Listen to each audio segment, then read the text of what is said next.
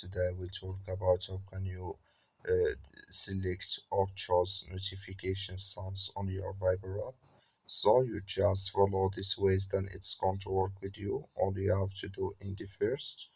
So you just go down here, click on more down here.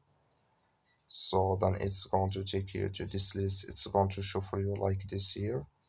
Just click here on settings. So then it's going to take you to this list. It's going to show for you like this. Click here on notifications. So then it's going to take you to this list. It's going to show for you like this here. Then just scrolling down here until you will find here notification sound. Click on it. So then it's going to take you to this list. Click here on sound here. So then here can you select your sound notifications indices on your Viber app. So that's all you have to do. That's all. Thank you for watching. Don't forget to support us by liking, subscribing.